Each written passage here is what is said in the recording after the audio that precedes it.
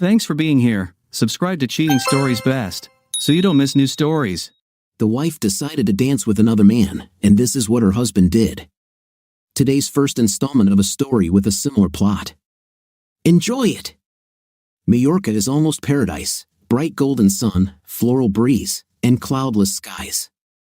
I had a steamy bottle of San Miguel in front of me as I basked in the shade of a potted palm tree, reminiscing about the last 3 miserable years.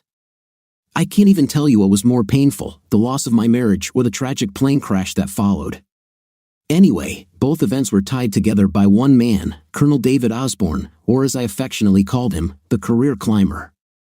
He moved up the career ladder by licking the right butts, therefore, he believed all that was required were the 2 B's, combativeness and bravado.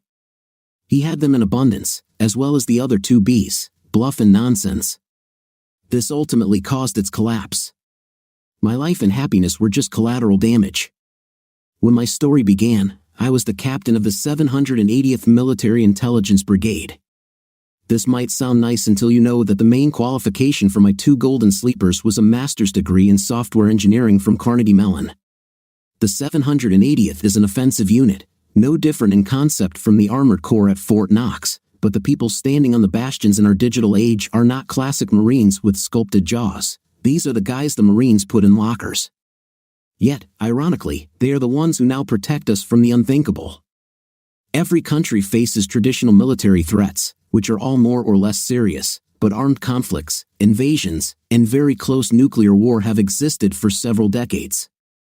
Cyber war is a horse of a different color. Cyber attacks can come from anywhere, they happen instantly, and their results are no less catastrophic than if someone dropped a nuclear bomb on you. Don't believe me? Well, believe me, because if, for example, a cyber attack knocks out our electrical grid, and this is not at all impossible, we will all have the opportunity to live in the 18th century permanently.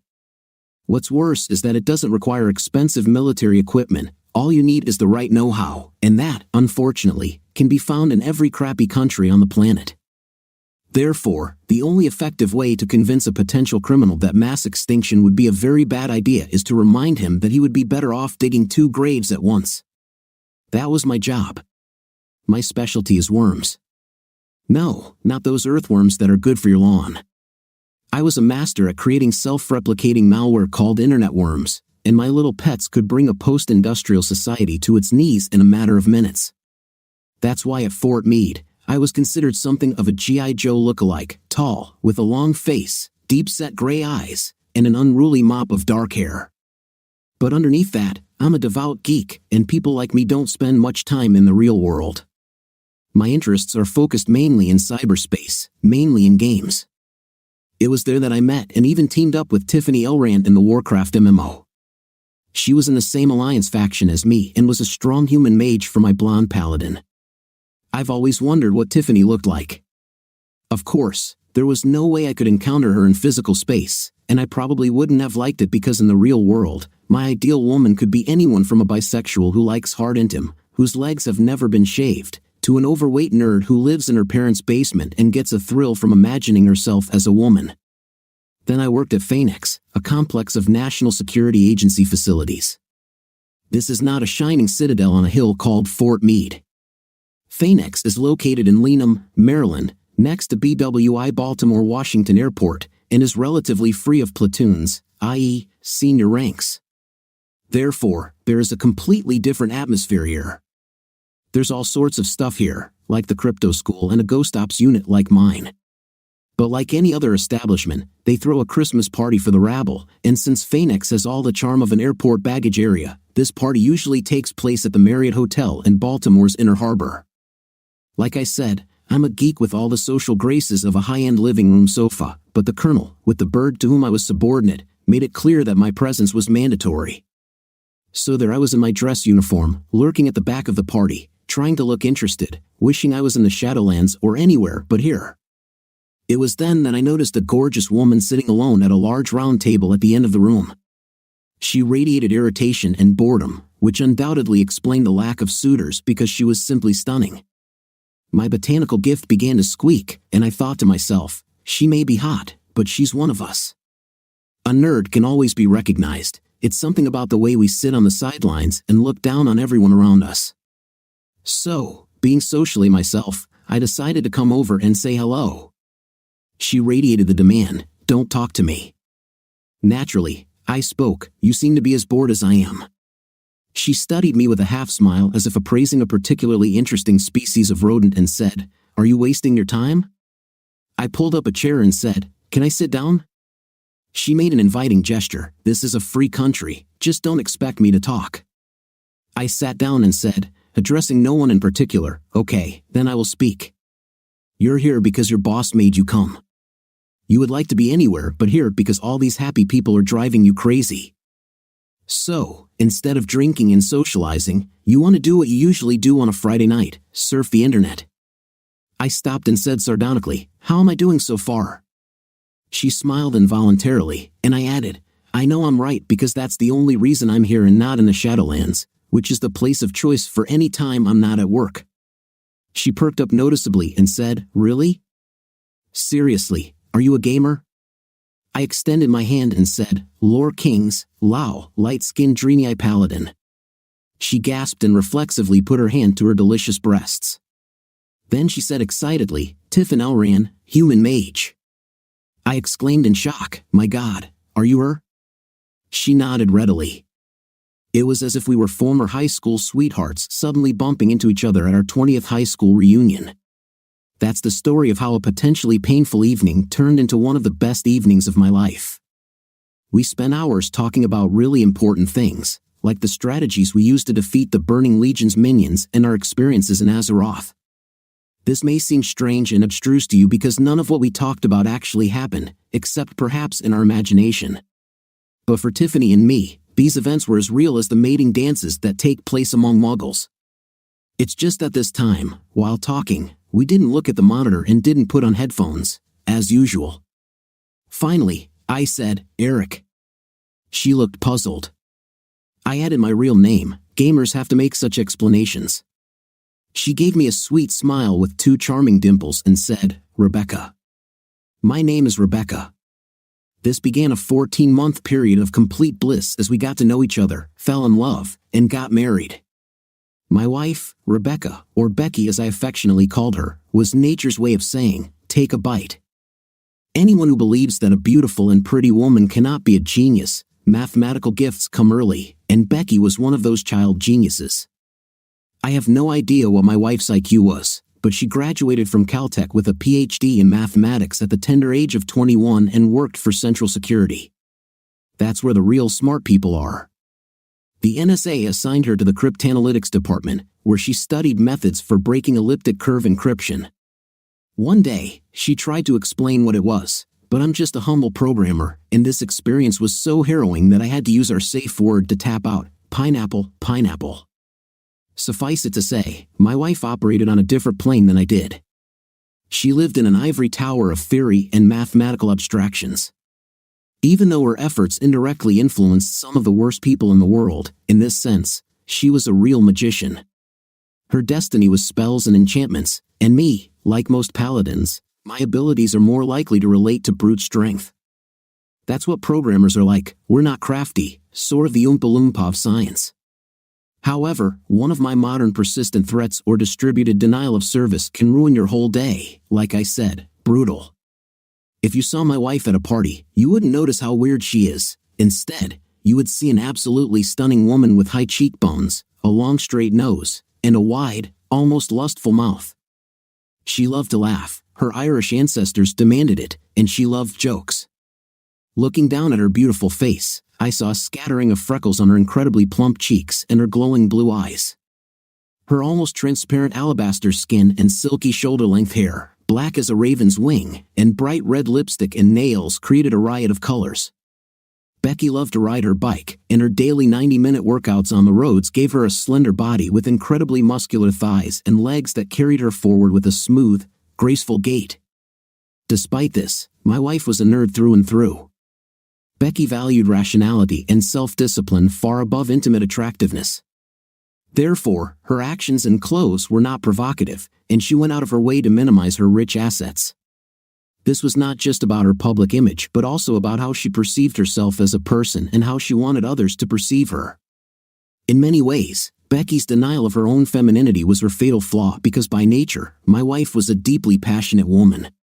As a result, her personality and values were constantly at war with her fundamental nature. This battle was fought deep within her psyche, like a volcano waiting to erupt. I have always believed that intelligence and night activity are interconnected. Becky was living proof of this. She loved intimate the way a gourmet loves Roquefort blue cheese. She was always there for me in the moment, as if I were the only man in her universe, and her creativity and responsiveness would make you think you were John Holmes standing on the shoulders of King Kong. Despite this, Becky felt embarrassed about her diametrically opposed feelings. I partly understood her attitude. This was not a moral issue, it was a denial of her beliefs. People with Becky's intelligence level distrust instincts and despise emotions. They value rational observation and analysis. The problem is that my wife's intimate appetite did not always allow her to do this, so she was essentially afraid of her own instincts. Becky wanted people to appreciate her for her mind, not her body, and her selfless behavior during intim was an unwanted contradiction. In the end, I asked as diplomatically as I could why she, being such a holy terror in bed, never dressed or even showed the slightest hint of her eye-catching intimately. She looked embarrassed and said, "Night is the most illogical act I can think of. So even though I love the thrill, I just can't get over how crazy I am going." This unsettled me. Then she looked at me hesitantly, as if I might not believe what she was about to tell me, and said, "I trust you and want to give myself completely to you. So my solution is to tell myself that Tiffin is making all this noise. I'm just not participating. Here's the thing, each person's reality is nothing more than what your brain interprets through the five senses. It captures this data and turns it into a personal view of the world. So, in essence, your very existence is nothing more than what this soft organ in our head says. And because everyone is wired differently, we can exist in 8 billion separate universes. Becky's inner world was understandably deep and complex, and given the very imaginative virtual space we both preferred, her rationalization of her intimate was completely valid and acceptable to me, no matter how crazy it might sound to someone else. Gamers often choose avatars that represent a different side of themselves. Well, that is lore kings. Lao is a violent sword-wielding man, not a tall, skinny nerd. But this is how I imagine myself in virtual space, and this is how I see myself in my imagination, even if no one else sees me that way. In fact, the woman I slept with was not my shy, coldly logical wife, but Tiffin Elran, the hyper-intim sorceress, and in Becky's mind, it was Tiffin who acted like a wild woman, not her. You may laugh, but remember that when you shout "drop the damn flag," you are just pixels on the screen. Or on a personal level, virtual reality is as real to a gamer as some bad decision is to you. You're just not a player, my friend. Essentially, my wife consciously decided to be innocent, at least when it came to her relationships with men. And since both of her personalities were interchangeable in her own inventive little mind, transferring her intimate behavior to her avatar allowed her to maintain her real-world image of herself as the rational, balanced, and analytical person she had chosen to be. Of course, this schizo compromise also made her unable to recognize when she was being intim manipulated in the real world. It also didn't give her any practical means of defense.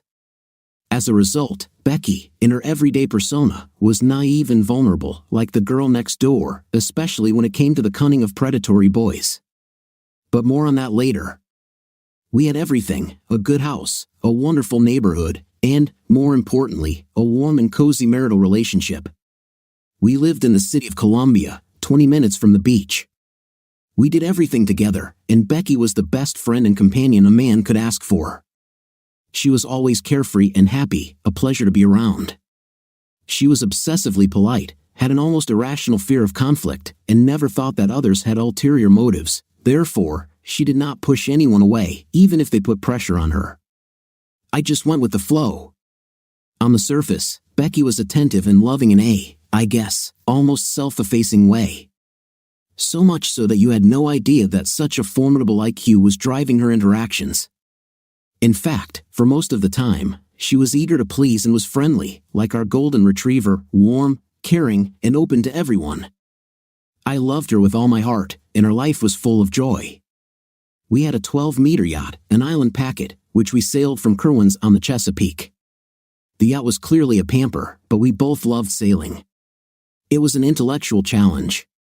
If you want brainless fun, buy yourself a jet ski. Getting anywhere on the wind alone requires ingenuity and seamanship.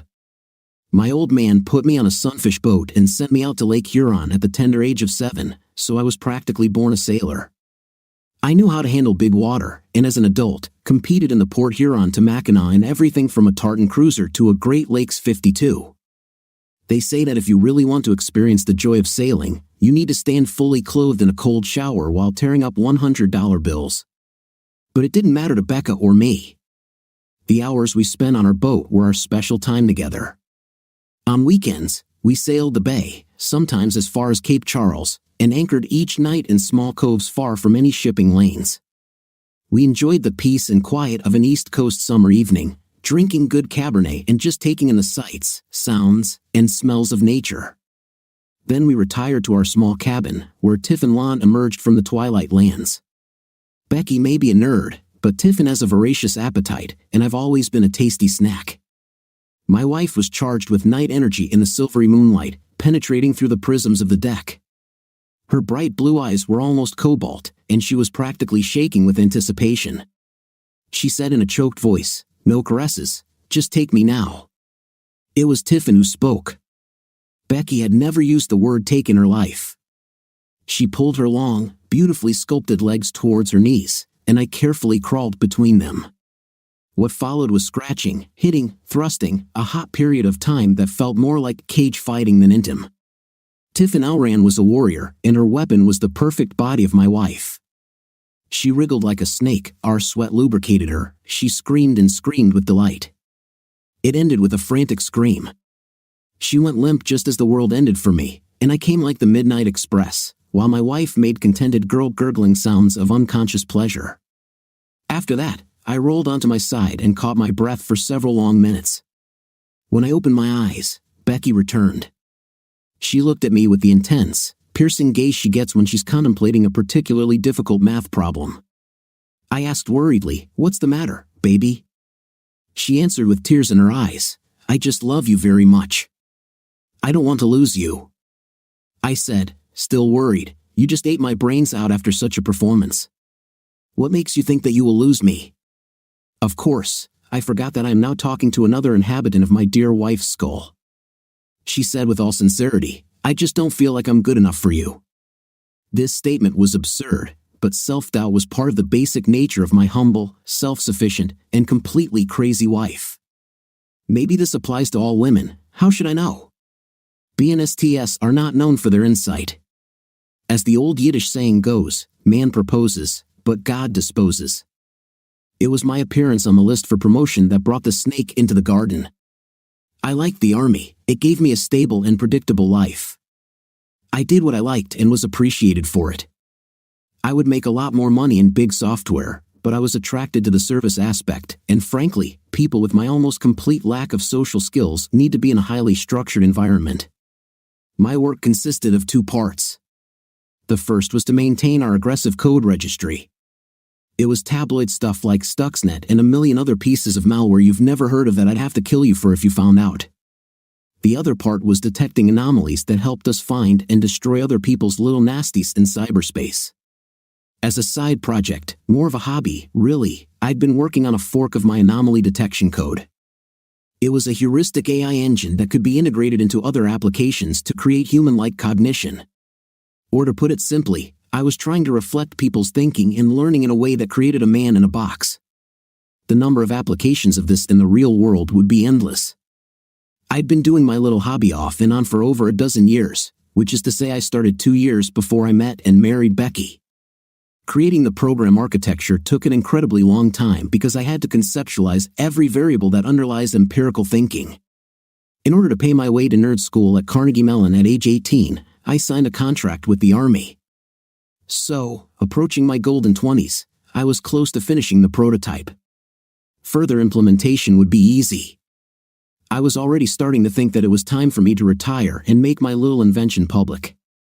However, the difference of $20,000 a year between the half salary of a captain, which would be my pension, and that of a major was a strong incentive for me to rise in rank first. I didn't seek or want a promotion, but when the seniority criteria for the specialty were met, I received a notification and simply got into the program. Actual promotions were in the hands of the promotion board, consisting of officers ranging from major to colonel. Everything was according to the rules. This required the usual supporting documents from the Center for Outcomes and Effectiveness Research, which I then handed over to a senior officer. In this case, David Osborne. Osborne was colonel of the brigade. After reading, he had to pass them along with his comments. But I never met him face to face. Everything changed at the next Christmas party. Strangely, the beginning and end of my happiness coincided with 2 Christmases a dozen years apart. Becky was a civilian at the fort and had her own party the previous weekend. For this occasion, she bought a dress that was daring for her, but she was celebrating with her fellow nerds, and the idea that she might be giving off intimate vibes didn't cross her mind. Being my practical wife, she simply reused the dress for my party. It showed off her gorgeous legs and, for the sake of variety, was shoulderless, so there was a little more cleavage. It was red, a perfect contrast to her black hair, blue eyes, and alabaster skin. To say the least, Becky was stunning, which she probably didn't expect and would be embarrassed if she found out. We walked into the Marriott ballroom, and conversations literally stopped. Osborne kept a low profile with his usual collection of Science Lieutenant Colonel Walkie, Major Sharp, and a whole squad of bright-eyed, bushy-tailed junior officers. My height is 1.90 m, but Osborne was even taller, 1.95 m. I have the build of a runner, weighing 86 kilograms. Osborne was closer to 3 with big shoulders and an even bigger belly. He came from the infantry and just radiated machismo. The colonel was an impressive guy. He also mastered the steely-eyed commander's gaze to perfection, so that when he turned to look at us, he looked like an American eagle. It was an effective look, and I heard Becky take a shaky breath. This was something new. I've never heard my wife react like that to anyone before. The colonel said something to his crowd of adoring fans, then he strolled towards us, radiating military arrogance without taking his eyes off my wife. When he approached us, we exchanged greetings and a handshake, and he said with feigned cheerfulness, "It's good that you were able to come." I had never met this man in my life, but he had a photo of me in his results and effectiveness research folder, and it was clear that Becky was the one who caught his attention. I said, "I am very pleased to be here, sir," which was a lie, but what else could I say? He said, continuing to carry on a light conversation but looking thoughtfully at Becky, "Why don't we find someplace where we can talk about your promotion?" Then he turned to Becky and said, "I am sure that such a beautiful lady as you will be able to find many people to talk to while I hold your husband captive." Marking on my wife's attractiveness was almost crossing a line, but Osborne was a brash man, if he was anything. Becky's alabaster skin turned a beautiful shade of scarlet, and she said worriedly, "I'll wait here." But Osborne wanted no such thing. He called Sharp over and said sternly, "Find this magnificent creature a drink while I roast her husband. This year, he is on the list." Sharp was a skinny little weasel with a bushy mustache that looked like a hedgehog had crawled onto his lip and died.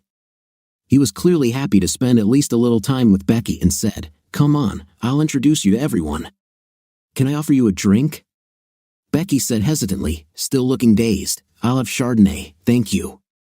Osborne turned to Sharp and said imperiously, "Bring the lady a drink." Then he grabbed me by the shoulder in a completely inappropriate, friendly hug and led me into a side room that seemed to be intended for meetings. He started the conversation by asking me the usual questions about my background and career ambitions. He was a regular Army infantryman, and I was something completely different, so explaining what I do and where it leads was like describing cyber warfare to a pet dog. But that was not the point. He still didn't pay attention to my answers. It was clear that he was interested in my wife because he started asking me a bunch of personal questions, how I met Becky and what the current state of our marriage was. It seemed to me that his questions crossed all boundaries. Still, what options did I have? I could report him, but he was too high in the command chain, and they would protect him there. Besides, my future was in his hands, so I gave him vague answers, kicking myself for not turning on the recorder. He kept me in a small room for over an hour. He seemed to be stalling for time. When he finished, he said with what I read as feigned sincerity, "Well, the discussion was productive. Captain. I'm confident I can take your promotion further." We saluted each other. He turned and walked towards his group, and I headed towards the bar. After what I had just experienced, I needed to drink something strong and maybe take a shower. At that moment, Sharp reappeared, his whiskers bristling like the fur on the back of an eager Jack Russell. He said, "I spoke with the Colonel, and he wants me to brief you on what to expect in the remainder of the process." I looked at my watch and said, "It can't wait. I left my wife alone for too long." He looked at me with a blank look and said, "It will only take a few minutes, and everyone else will take care of her." If only I knew what that really meant. His few minutes turned out to be closer to 45, and in total, more than 2 hours passed before I started looking for Becky. The ballroom was huge and filled with enthusiastic people celebrating. I walked around the periphery of the room, trying to find my wife. I had almost walked around the entire hall when I saw a flash of red. Becky stood with the Colonel's group and looked drunk. This was surprising for several reasons. First of all, I have never seen her drink more than 2 glasses of wine. Secondly, and more importantly, there was no way she could act like that in public. Osborne stood possessively next to her, and Becky seemed to lean against his shoulder. It didn't look intimate, as she was just trying to stay on her feet. The others fussed around them both as the great man dispensed his wisdom. His subordinates nodded approvingly. I walked through the group and walked straight up to her. Becky gave me a sentimental grin and babbled, delighted to see me finally. She was holding a full glass of wine and was clearly in the trash. I didn't understand how she got to this state, but I knew that in the morning, she would be very ashamed. The last thing I wanted was to humiliate her even more by abruptly dragging her away like she was drunk. So instead, I smiled at the group and said, "Sorry guys, but we have to get up early tomorrow, so it's time for us to leave." Becky spoke in a tearful voice, "Don't be such a bore, Kitty." Now I realized that she was drunk because throughout our marriage, she never called me Cat. Maybe it was Tiffin who spoke. I said to myself, giving vent to my irritation about this whole show, "You're not a bore, but I am, and it's already late." Osborne said in a voice impatient of disagreement, "Come on, we're just starting to have fun. You can stay for at least one more round." It was clear that this was an order, not a request. He said, "Why don't you pour yourself and your wife a drink while I escort the lady to the dance floor?" He made a sweeping bow like something out of a 19th century film and said, "Shall we dance, my lady?" Becky giggled drunkenly and said, "Of course, good sir," and the two of them disappeared among the swirling couples. I headed towards the bar as quickly as I could. I didn't want to leave Becky in Osborne's clutches any longer than necessary. Thoughts about promotion had long been replaced by unbridled distrust of Osborne and his intentions. Ivan Patterson walked with me. He was the only one in the group I knew who was a decent guy. He said carefully, "You better be careful. Osborne is after your wife. I've seen him do this before, and he rarely takes no for an answer." I said firmly, "Becky is not like that." Patterson said, "She may not be like that, but Osborne will make her like that." His henchman kept refilling her glass all night. It's an old trick called boil the frog. Never let the level get too low. It gave me goosebumps. Becky was too polite to refuse if someone offered her a refill. I said, "So that's why he was stalling." In my entire life, I've never seen Becky act like this. This must have been a planned and coordinated attempt to get her to drink. I wondered what would happen if she actually crossed the line. My wife has always been so disciplined and controlled, but I knew Tiffin Elran was lurking somewhere in the background. It seemed impossible that Becky would let her slip, but I've also never seen her so drunk. As I was returning with the drinks, I noticed them both on the dance floor. Osborne held both hands directly above my wife's firm 5th place, pulling her towards him. She had a dreamy expression on her face, her arms wrapped tightly around his neck, her chest pressed against him, and her head resting intimately on his chest. She looked lost. A hitherto unthinkable thought occurred to me, she will be as if he wants. I said out loud, "No, this won't happen, not here." I handed the drinks to Patterson, went out onto the dance floor, and patted the Colonel on the shoulder. There was a big difference in rank between us, so I had to behave politely. I said with a fake friendly smile, "Now it's my turn to dance with my wife, sir." Osborne gave me a grin and said, "Perhaps we should let the lady decide." He said softly, still rocking next to her, "Who do you want to dance with, my dear?" Without saying anything, Becky simply pressed herself closer to him. She was clearly drunk and reacted instantly, but it was a very erotic gesture. Her choice was obvious. Osborne said with a grin, "Well, I think that's your answer then." Without saying another word, he spun her around in a dance. I stood there for ages with a broken heart. Then I realized that the entire staff of Osborne's hangers-on was watching me with undisguised glee. Their hero dominated again. It made them all feel strong and courageous. Of course, Osborne made sure that Becky was not himself before he made his move, and more importantly, he was absolutely sure that I would end up in the punishment cell if I hit a superior officer. We had a world of uniform code of military justice, not civil law. I was blind with rage.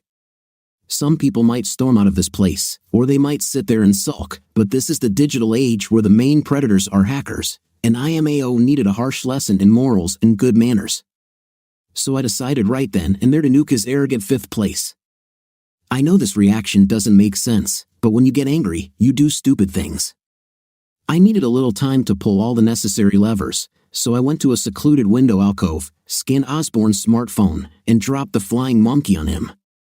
What doesn't everyone have hacker malware on their phones now? I had unlimited access to calls, SMS, photos, contact lists, even his bank account, everything a busy person keeps on their mobile phone. Moreover, I could control its camera and recording functions, so I was in his pocket, literally. By the time I got everything ready, he and my wife had finished their dance. He brought the easily controlled Becky back to the group and said cheerfully, "It was easier than I thought." One of them said, "What a weakling, he simply disappeared with his tail between his legs." Everyone present had a good laugh at this, which only strengthened my intention to go through with it to the end. He had a very bad day ahead of him. The boys joked for a long time, then the moment came. Osborne turned to my wife and said in a falsely encouraging tone, "You don't look well, darling. Let's go up to my room, and you can lie down for a minute." This made my hair stand on end. I stopped organizing the demise of and began to closely monitor what was happening to Becky. She mumbled something like, "Maybe it's worth it." I have difficulty standing on my feet. I've never been so drunk. This was clearly Tiffin talking. I immediately went into alert number 1. When took Becky by the hand and led her into the lobby, massive fun began among the military contingent. My wife swayed slightly as she followed, but the sway of her hips showed that Tiffin was now in the house. With a sinking heart, I realized that Osborne was going to get a lot more intimate than he bargained for unless I did something quickly. I didn't want to make a fool of myself by trying to get physically involved again. It was a rank issue, and I'd already seen what it led to. So I needed to have leverage. I frantically hacked into the hotel's management system while sneaking behind them. It took a minute for my fluttering fingers to trigger the continuation injection needed to get the room number.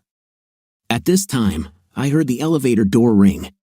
In the entire time it took them to walk the length of the marble hall, they did not say a word, but when the doors closed, I heard rustling and some sounds. Then my wife make a sound with lust. She was clearly in heat. And it just broke my heart. To be honest, I was planning on ending their little tryst before anything fatal happened. I knew all it would take to get to back down were incriminating photographs. But the hotel's keycard system was on a different server, and by the time I unlocked the door, Tiffin Elran was already in control. Overconfidence is the fatal flaw of a nerd, and I was getting too close to it. They were in such a hurry that they even left the light on. I hated myself. All I could see of Becky was her face contorted in a mask of delight, and her bare arms and legs tightly closed around him. The room was full of wet slapping sounds and the smell of night. "Yes, oh Lord, yes, like this, yes," she shouted. Then she appeared to lose consciousness. I recorded this entire action, but then I saw that Goyok had put his own phone on the bedside table and was also recording what was happening. Since it was also streamed to my cloud account, I had everything in glorious 1080p from 2 different angles. I didn't need the phone right now, so I put it on the dresser and started clapping my hands. Slowly, it took a second of applause because I was busy with my wife. However, he eventually realized that there was someone else in the room. Frightened, He rolled over onto his back and looked around. His amazement and horror were almost worth my pain. He tried to jump to his feet, but instead, he caught his feet in the blanket and tumbled off my wife, landing face first next to the bed. This would be an invaluable comedy if it were not such a deep tragedy. Becky lay there covered in sweat, legs grotesquely spread wide, in a dead sleep. It was a completely humiliating sight. The stumbling awkwardly rose to his feet and shouted, "Give it up." I started recording again. He realized that he was in deep trouble. I laughed and said bitterly, "I will give it to you at your Section 134 hearing." Then he added sarcastically, "Sir." I turned on my heel, walked out the door, and down the hallway to the elevator. I ran into the corridor in a panic. Then I realized that he was completely knocked. I turned around and captured the sight for posterity. He shouted in disappointment, "Crap," and returned to the room. I took the elevator to the lobby and bought a beer at the hotel restaurant. Anger is a cleansing emotion. It burns away weaker ones such as indecision and self-pity. It also helps one get through impossible situations, such as losing a happy life. I had a plan and began to take the steps necessary to reclaim my manhood. The first thing I did was post financial information to a few select dark web message boards. It was like throwing a delicious baby goat into a pool full of piranhas. I assumed that in the next 5 to 10 seconds, his financial situation would radically change, thanks to Onion Writer and the inhabitants of the Silk Road, an online trading platform in the Onion Zone of the anonymous Tor network. Then, he sent out a short edited video to everyone on his contact list. The subject of the letter read, "Look who I'm having nigh with." This should grab people's attention. I wondered what his wife and priest would think when they reproduced the investment. I used the idiot's own phone number to send the message because I didn't want to be accused of illegal revenge video. I would publish this entire terrible meeting, but due to POP3 SMTP limitations, attachments must be short. If I included the entire entry, it would be filtered out at the recipient's gateway. Luckily, there are no restrictions on what you can upload to adult websites, so I posted both posts there. I arrived late to their party, but Gav Nook's phone captured this whole wretched mess. The intim was so hot that he might even make back some of the money he's currently losing on the deep web. I then sent a short edited video with a carefully worded explanation to every media outlet I could think of: MSNBC, CNN, New York Times, Fox, and One America. Revenge is not political, and this was the kind of red meat guaranteed to unleash the hounds of the Fourth Estate. The message was short and concise. It explained who Osborne was, the context of what they were seeing, and the national security implications. Finally, it warned that I expected the army to try to cover it all up. This part of the message was probably my only chance of not ending up in Leavenworth Military Prison. Now all I had left was a lonely walk to the parking lot and a long, sad drive home. I'm a nerd, and nerds don't cry. We are too rational, or perhaps weird is a better word, for human emotions. But Baker's betrayal, as involuntary as it was so painful that I may have squeezed a drop or two out of myself. It was 3:15 a.m. when the first bell rang. I sat in my small home office, getting things in order. It was Sharp without preamble. He said, "The colonel is ready to forget about your insubordination if you give him everything you wrote down. There's nothing wrong with your wife, she's just sleeping it off." I said cheerfully, "It's too late, she's already everywhere." He had no idea how everywhere it was. People unfamiliar with the cyber domain do not understand its pervasiveness, its reach, and instantaneous time frame. These possibilities simply do not match their ideas of what is possible. Sharp, sputtering, asked, "What do you mean, everywhere?" I said, "You'll see," and hung up. There might have been a final confrontation with Rebecca, that is, after she sobers up and drags her sorry fifth place home. But the army was ahead of her. They started knocking on my door at 4:25, and I found 3 military policemen standing on the porch. They took me to Fort McNair in the city. Not a word was said during the entire hour drive. They parked me in a small room at 3rd Division headquarters, where I was still cooling my heels at 6:30 when the 2-star guy showed up, along with Osborne, Sharp, Week, and one of the captains. A fight without rules began. The guy with the 2 stars, whose name tag said mid as in the name of the fort, said, "Stand up, soldier." It was supposed to remind me where I am and who is in charge here. I stood at attention, and the guy walked around me, not taking his eyes off me. Finally, he said with a threat in his voice, "Do you have any idea what kind of trouble you got yourself into? Drunkenness, insubordination, and striking a senior in rank, that's all." I said in an even tone, "I deny it, sir. My only crime was catching Colonel Osborne having an intimate with my wife." Osborne growled, "I told you that's what he'll say." I said, keeping my voice level and respectful, "I have half a dozen witnesses to this seduction." Osborne laughed and said, "Did you see anything, boys?" They vied with each other to deny that they had seen anything. At that very moment, a call came to the general's mobile phone. It was almost too unbelievable, like Deus Ex Machina, but it actually happened. The general, having gone through a series of ahu's, suddenly shouted shrilly, "What?" He turned to Osborne and said, "The Washington Post just contacted the Pentagon press service to ask about the cover-up of a night scandal involving you. They say they have proof." Hallelujah! The Gray Lady of 15th Street was at it. Osborne looked like he was about to have a stroke. He turned bright red and spluttered, "Where did they get this from?" I calmly said, "I sent your post to several news organizations. I thought they might be interested." Perhaps he even mentioned that the army would try to hide it. Now it looked like they were both about to faint. Isn't revenge, eh? The whole group, as one, turned and ran out of the room. I still had the bug on the idiot's phone, so I eavesdropped on their conversation. I heard me say in a voice full of rage, "What the hell, Osborne? Why can't you keep it in your pants? How much do they know?" Osborne spoke as if he were being strangled. He has a recording of me and his wife. Somehow he managed to get it to the Post. I have no idea how he did it, but he's one of the idiots in 780. The general said decisively, "Enough for me, get out yourself. Stay away from the prep until I decide what to do with you and your 3 cronies." Oh my, shit's henchmen also seem to be getting theirs just like their boss, me added. "I'll go there now and sort everything out. In the meantime, I want you boys," he must have been addressing the military police, "to escort these 4 back to their quarters in the barracks and make sure they stay there." When the general came back in, I made a polite face. He looked gloomy as he said, "There are 2 options for the development of events. Either we make your life in the military hell, or you sign a non-disclosure agreement stating that you know nothing about anything and repeat it to the press until it's all over. In this case, you will retire with the rank of major with all the benefits." He stopped, looked at me menacingly, and added, "What do you choose?" So, the gist of my sad story was that by 10 o'clock in the morning, I left Fort McNair with an active reserve contract as a retired major and a good discharge with a large government pension. I also got the impression that me was considering whether the army might reintroduce flogging as a punishment for, even better, Osborne was now penniless. No matter what the army did to him, his career was over, and his wife would file for divorce. It was a delightful topic to think about.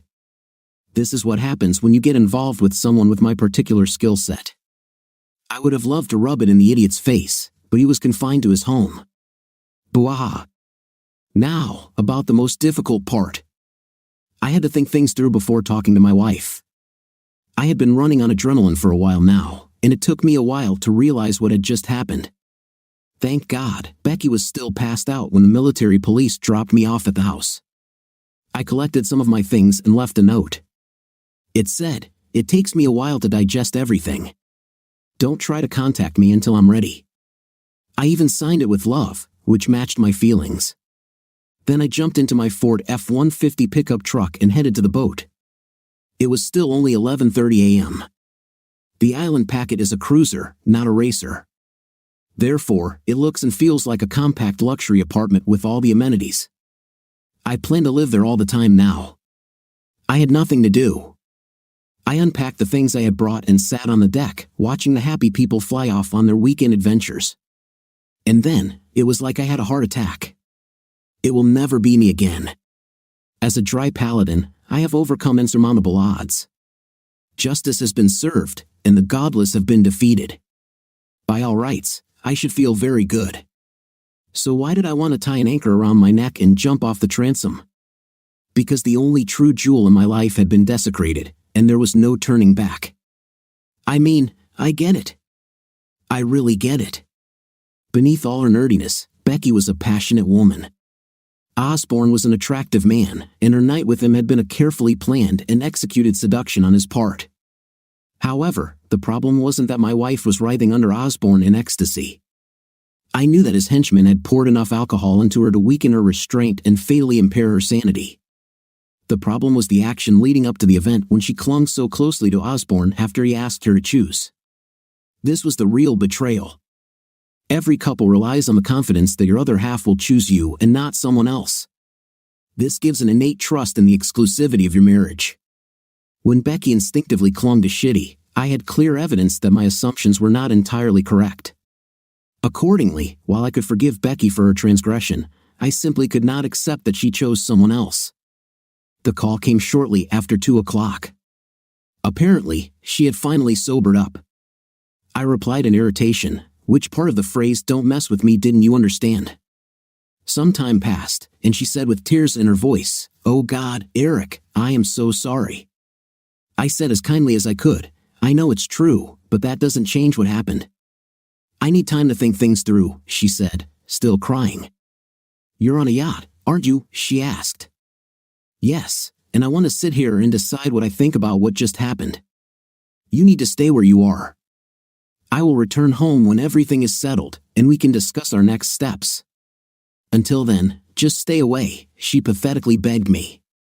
"Oh, please forgive me. I was so drunk. I know it must be terrible.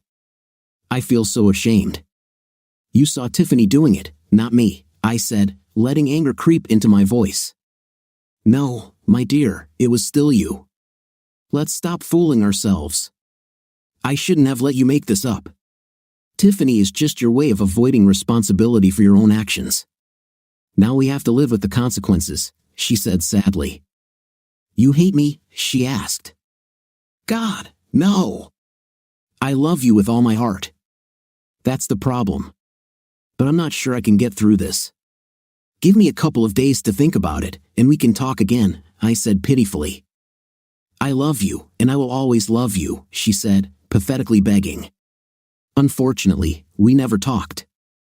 The problem was that Becca had top-secret S5 clearance, so when word got out that she was the woman now dominating the news cycle, she instantly became persona non grata at the fort. I should have realized this would happen when I made her little prank public, but I didn't. It was one of those split-second decisions that just seemed like a good idea at the time. Well, that is, I wanted to give a huge portion of justice, but he didn't intend to ruin Becca's life, which he did anyway, smearing her betrayal all over the internet. Admission has a lifestyle component. This is how it should be when working in national security. This is because compromising a lifestyle gives the enemy leverage, and the NSA already had too many Snowdens, Martins, and foes. As a result, Becca's security clearance was immediately revoked, and she was put on the next C-37 flight east to Iraq without any severance pay. This all happened the week after the Christmas party. My wife's disappearance allowed the NSA to rescue her from the clutches of the press, but that was not their real motive. Their real purpose was to provide an object lesson to any other nerd who might consider doing something equally stupid. Becca's transfer took effect immediately and was not subject to appeal. The only other option was prison. All this was provided for in the contract she signed, and in its effect, it was no different than if I had raised my right hand and taken the oath. Because the press went berserk, Becky wasn't even given the opportunity to contact me or anyone else. It was assumed that she would be able to contact me from her new duty station in the green zone, that is, after the media finds another squirrel to chase. Being suddenly sent east may seem like extreme punishment, but that was nothing compared to what happened to Osborne. He was demoted 2 ranks to major and transferred to the reserve. It was especially pleasant to think that I had overtaken him in seniority in the rank of major because I had been transferred to the reserve a few months before him. Of course, it didn't matter that Becca wasn't allowed to make contact while she was being stuffed into a box and sent away because I'd been living in a bubble all this time. My phone was turned off, and I didn't look at the internet. Consequently, I had no idea what was going on in the world at large. It took a full 14 days before I was ready to talk again, but my calls kept going to voicemail. It was very painful. A merciless thought came to my mind: this little cheater is with That's why I was especially shocked when two grim-faced civilians appeared in my life. By January standards, it was a beautiful day in the Chesapeake. Sunny with temperatures above 10, and I was now a man of leisure. I was happily sipping my hot coffee and reading the Post when a state car pulled into the marina parking lot. You know, that gray, minimally trimmed four-door Ford sedan. This sight sharply intensified my attention. Two gentlemen in black tailcoats got out of the car and asked the head of the pier a question. He pointed at me, and the two of them walked along the dock towards my boat. I got a very bad feeling. Perhaps there will still be a retaliatory strike from the army. Two men in black walked carefully along the pier. I thought to myself, these guys don't go out often. I stepped towards them as they approached my pier and asked wearily, "How can I help you, gentlemen?" The eldest of them showed a certificate that stated that he was an inspector in the police detachment at Fort Meade. He said in a neutral tone, "We need to talk to you, sir." I gestured to the benches on the deck of my boat and said, "How about here, or do you want to do it inside?" The person who introduced himself said, "It's better inside." I led them along the ladder and into the inside of the boat.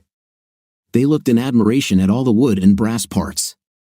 I asked, "Coffee?" and they both nodded in agreement. I poured 3 mugs and sat down on the bench opposite where they sat. I said, "Is it because of the army?" My dismissal may have been a little abrupt, but it was honorable. I can't believe there could be a problem with this now. Both looked at each other. The older one said, "The question concerns your wife, sir." That was the last thing I wanted to hear. I was already in conflict. I didn't need a federal agency involved in my divorce. I said with bitterness, because the injustice of it all had been gnawing at me for a long time. I don't want to talk to her yet, and in general, why should you interfere in personal affairs? The speaker said a little too firmly, "I need you to listen to me carefully, sir." Then he paused, collected his thoughts, and continued in a neutral tone, "I'm very sorry to tell you this, but your wife Rebecca has died." I just stared at him, thinking about that puzzling word, dead. What do you mean, not alive? This can't be true. God couldn't let all that vitality, intelligence, and good humor go to waste, I said in confusion. Did you just say that my wife died? How can this be? It just doesn't fit in my head, I said softly. The guy said softly, "Your wife was flying on an Army C-37 plane that was supposed to refuel at Dean Man in Sardinia. We don't know what happened, but it disappeared from Seville's air surveillance radar somewhere east of Majorca. It was night, and the weather in the area was very bad, but we don't have an exact explanation. We may never get it." I sat silently with my mouth open and looked at them. We all like to think that we are in control of our lives until something comes and shows us how infinitely small and fleeting our moment is. Baker's death completely annulled my existence. I stared blankly into space. Everything inside me was pounding furiously. B's cheating hurt me, and I thought I might not be able to stay married to her. This remained to be seen, but it never occurred to me that in the future she would not be part of my world. This thought was too heavy for me. The second guy said quietly, "I am Father William from the Chaplain Corps. If you want to be free of your burden, my son." I looked at him, still not understanding anything, and said with a painful howl, "Why?" I knew why. He knew why. It happens, and no one is special. But this did not make the pain any less. Now I was completely alone and completely devastated. It scared me to death. My life, in fact, my entire reality, changed in a month. 30 days before, I was content and happy with a woman who was absolutely my soulmate. Now I was a widower whose dead wife had cheated on him in a painful and public way. But wait, the roller coaster ride isn't over yet. Obviously, there could not be a funeral since the plane Becky was flying on was somewhere at the bottom of the Mediterranean Sea. Instead, we held a memorial service in the chapel at the fort. Very few people gathered.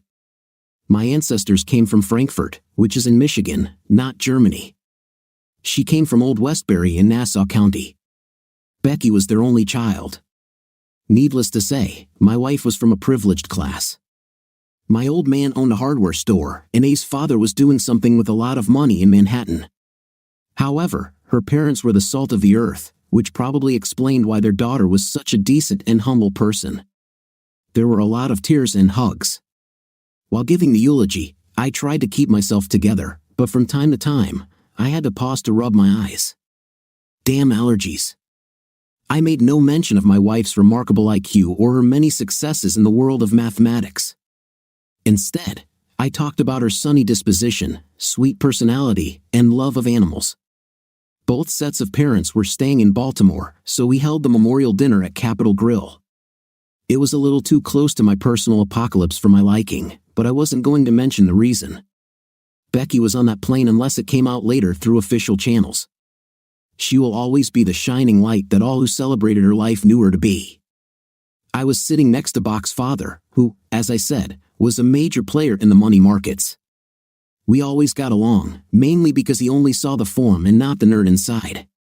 He was just keeping the conversation going when he asked me what I was planning to do now. To me, it was like asking, excluding that Mrs. Lincoln, "How did you like the play?" But we both suffered a great loss, so instead of my usual smart answer, I respectfully answered him. I'm now discharged from the Army, and I'm thinking of doing what I've been working on for the last dozen years on a commercial basis.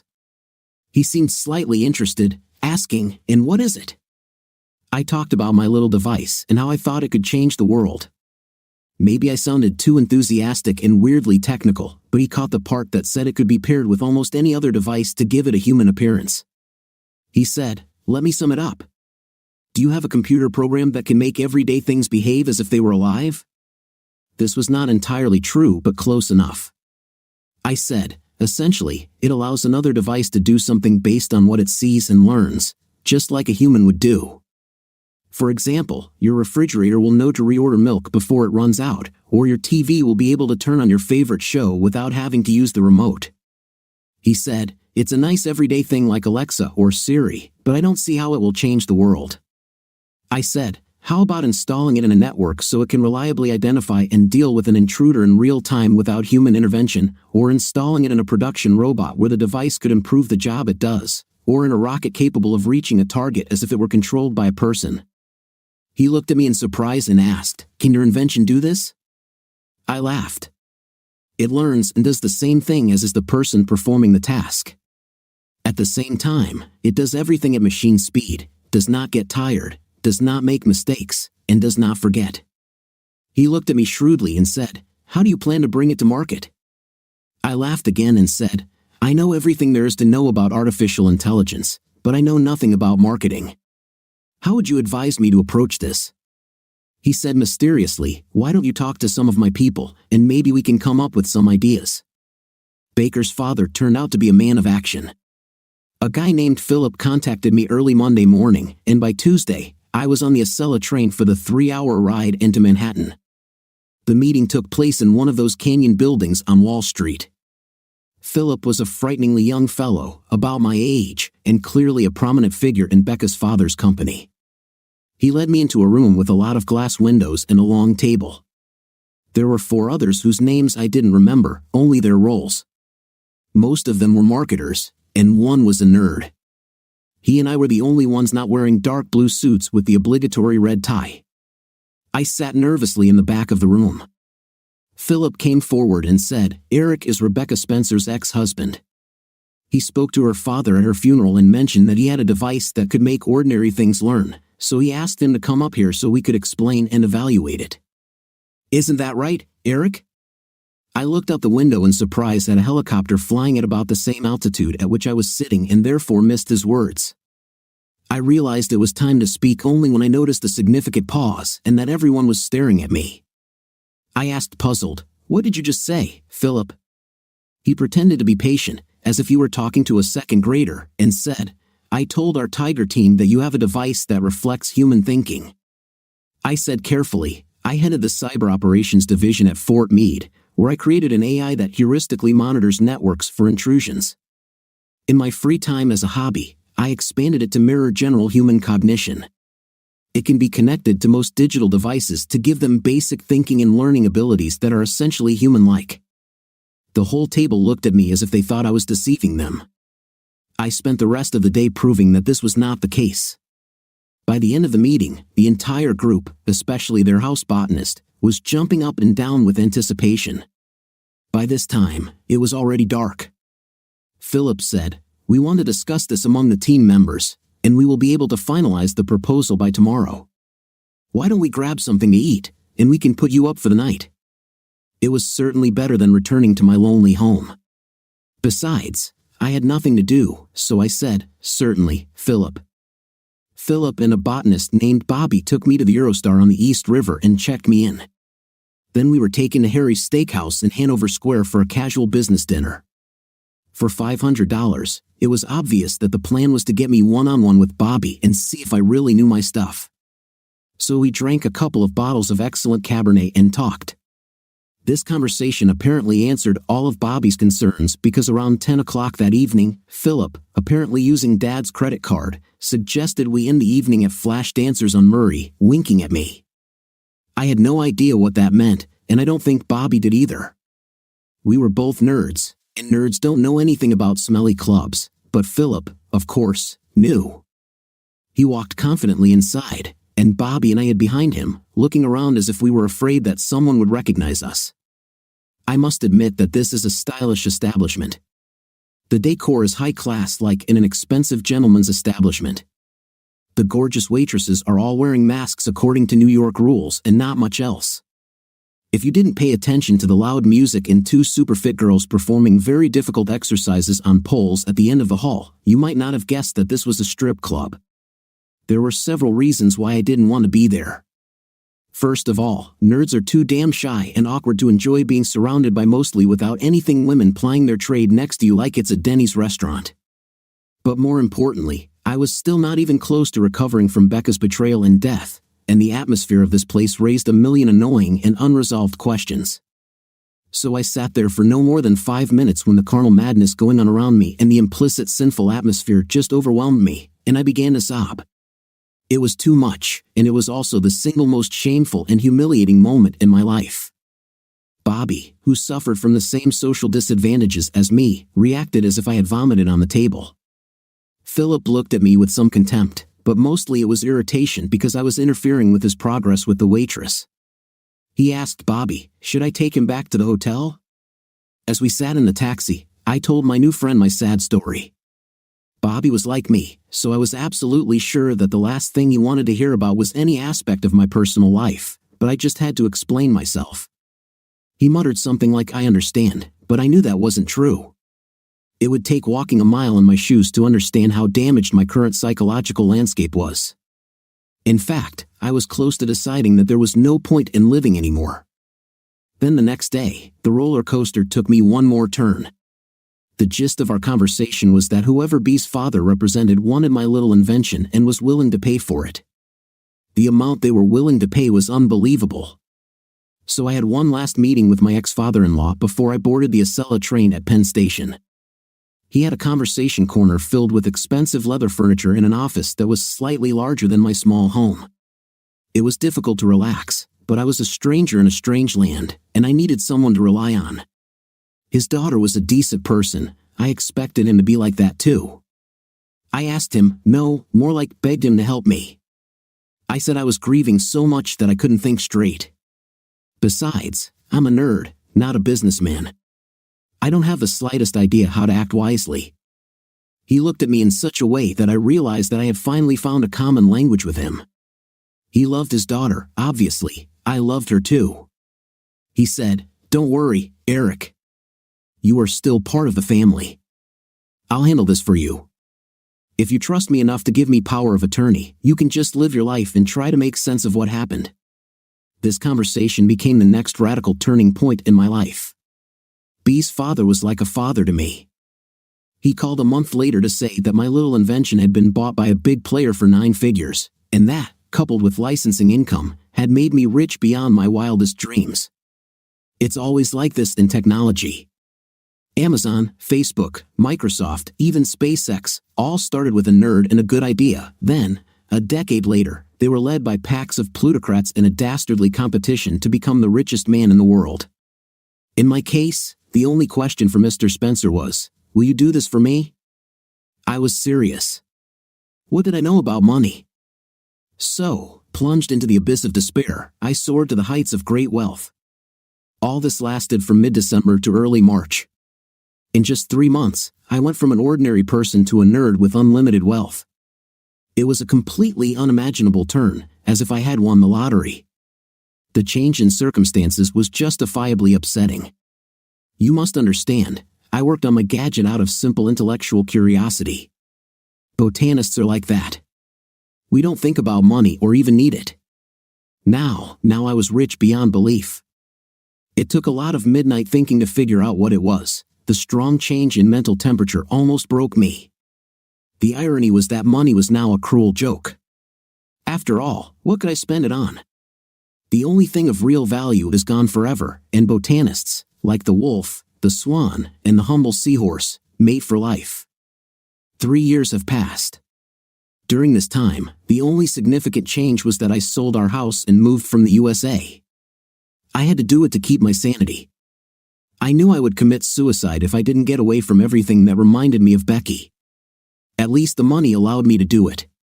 The goal was to separate my old life from my new circumstances as much as possible, sort of like a factory reset. I wanted to clear my mind of any reminders of my love. I did some research, called Where You Can Go Away from the Ring Road, and ended up in Port Isaac on the Cornish coast. It could just as easily have been any other remote place, but I half understood the native language there. Port Isaac is a neat fishing village with a rural feel, where I could sit and contemplate the ocean and try to heal. When I arrived, at first, I was just as depressed as at home. But the amazingly simple people, their life in the pub, and the friends I made there helped me get out of it.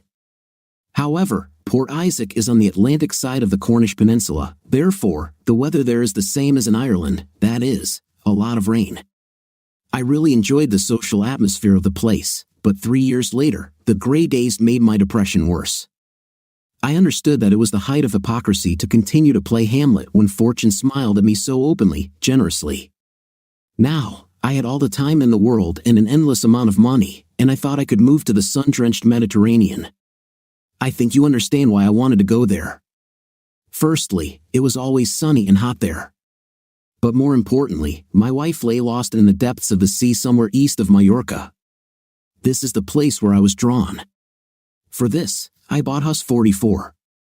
Its body was royal blue rather than the traditional white because I like the solid look the color gives. The upper decks and planking were white or mahogany, and the aluminum mast gleamed in the sun. Hus is a single-masted cruiser with boat rigging. The fit-out and fittings are all ultra-high class, and the luxury of wood and brass below deck is a true tour de force. There is a galley lounge with exceptional living space and a true stateroom. This is not easy for a solo traveler, but I wasn't worried about not being able to handle her. The Hus was only a couple of meters longer than my old Packet, and in this class, I was an expert. The sails were controlled by roller furlers, which took all the weight, and I had an autopilot. But tuning a boat correctly requires skill and a keen eye. After I added all the navigation equipment, generator, air conditioning, and propulsion for the sails, the yacht cost over $1 million. But if I'm alone, I'll need all this for safety. On a hot, sunny day, I picked up the yacht from the Yacht Marine office in Barcelona's Marina Port Vell. I completed all the paperwork at the embankment with my new girlfriend. We met when I was in England.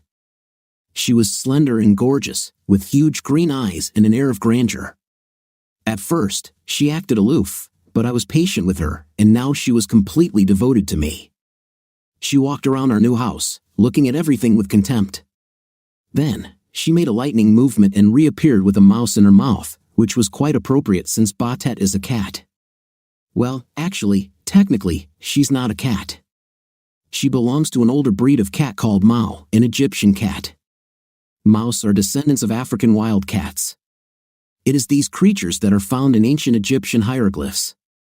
She is slightly larger than a house cat and has a strange spotted coat that suggests her origins are closer to the cheetah. I love dogs, they are always your friends. But dogs on boats have a hygiene problem. There is no such problem with cats, and as a bonus, cats get rid of unwanted stowaways. I named her Batet after the Egyptian goddess of war. It's a fitting name, as she is a wild little creature who seems to view our relationship as a hunting partnership rather than a master and pet one. Batet and I talk a lot. She's Egyptian, so she has an exotic accent. But when I get sentimental, she's not afraid to tell the truth. She looks at me with her ancient eyes and hisses, "I cannot hunt with such a weak companion. You must be better, my brother."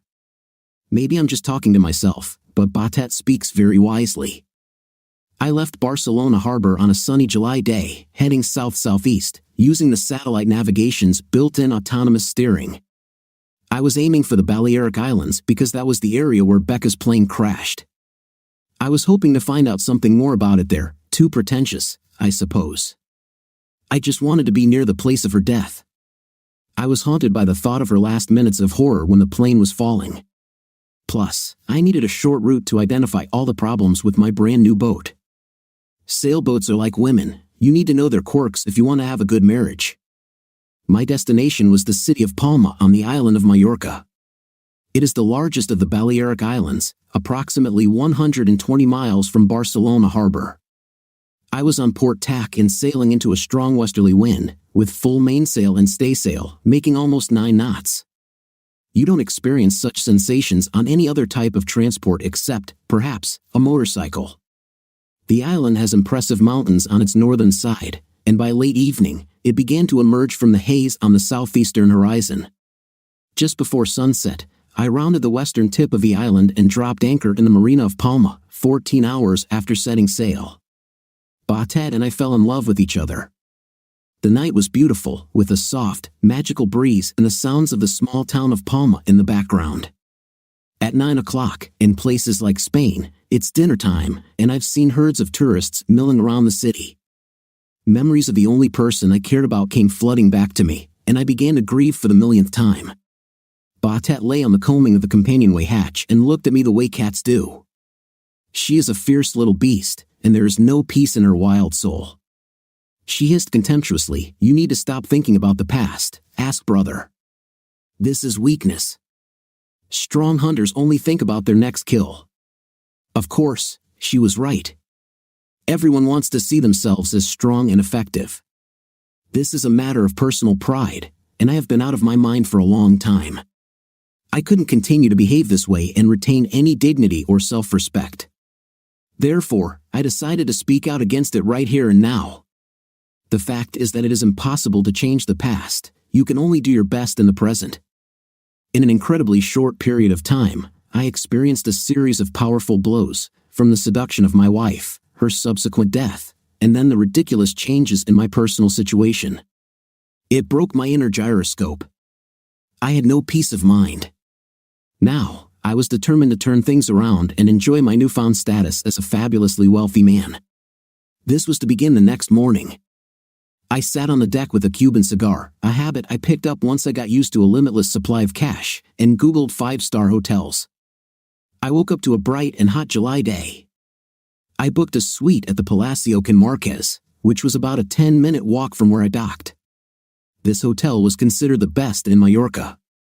I asked 6T to deliver a BMW 8 Series convertible to the hotel, but I wanted to get there on foot from the yacht. Therefore, I strolled through the honeyed streets of the old town of Palma, enjoying the atmosphere. I was dragging a suitcase on rollers. A large spotted cat was prowling next to me. Batet insists on walking next to me. She thinks we're looking for prey, which in a way, we probably were. People tried hard not to stare. Batet hissed, "What's the matter with these people? Maybe I should kill someone so they don't look at us." She didn't say it out loud, but I knew that was what she was thinking. Batet doesn't actually know that he only weighs 11 kilograms. The receptionist didn't bat an eyelid when Batet came in with me. He might have said something if I was renting a room for less than $800 a night, but the staff at the Palacio Hotel are accustomed to the whims of their wealthy clients. The room was decorated in dark wood, cream plaster, and immaculate tiles, overlooking the busy Cara dels Dos street below. Batet looked around the room with her usual condescension and found it moderately pleasant. Then she climbed out onto the balcony and lay there with her tail between her legs, looking like a jaguar in a tree. I told her, no falling on unsuspecting passers-by. I was joking, the street was about 14 meters away. But Batet looked at me with her typical green-eyed gaze and said, "It all depends on how tasty they look." I think she really believed it. I laughed, then closed the door and went downstairs to have lunch in the hotel courtyard. The mashed avocado and egg toast were exactly as delicious as I imagined, and the cold San Miguel was refreshing. I was idly thinking about my life in the future when I began to experience a strange sensation. It was an ominous rumble, like an eerie increase in wind before a rapidly approaching thunderstorm. I looked around for the cause, and it hit me like a tornado hits a trailer park in Tornado Alley. My wife, Rebecca, just came out onto the terrace. Of course, she was dead. Can you imagine the parade of emotions running through my mind? At first, there was slight recognition. I know this woman. Then, complete disbelief when I realized where I knew her.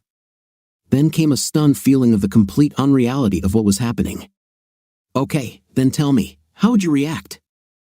I finally accepted that the love of my life was gone forever and committed myself to building my life without her. And then, just at the moment when I decided to do this, God takes away the soccer ball. I was already starting to get tired of all these ups and downs. You might think I was sane for the next few minutes. If so, then you are very mistaken. In fact, I was convinced that I was crazy. Think about it. Would you assess the situation calmly, or would you be in moral blockade because your eyes were telling you something that your cerebral cortex judged to be untrue? In about 30 seconds, I went through 4 of the 5 stages of grief. At first, there was denial. You're an idiot. That's not her. This led to anger. Damn it, this is some cruel trick. Then came the bargaining. I'll live better if it's her. This was followed by depression. This just makes me so sad. There was no talk of acceptance. Oddly enough, the first thing that came to my mind was the improbability of the circumstances. I mean, to quote one guy in a bar in Casablanca, not far from where I was sitting, of all the gin joints in all the world. But there were bigger questions, like why Rebecca was still alive and why she doesn't recognize me. So, as you can imagine, I felt a lot of emotions. Continued in the next video. Subscribe to the channel and click on the bell so you don't miss the second, final part. The link to the second part will be in the description of this video below. What do you think of our first part of the story today? I think that seeing your wife dancing with another man is definitely not a pleasant feeling. What do you think of the first part? Write it in the comments. See you in the comments.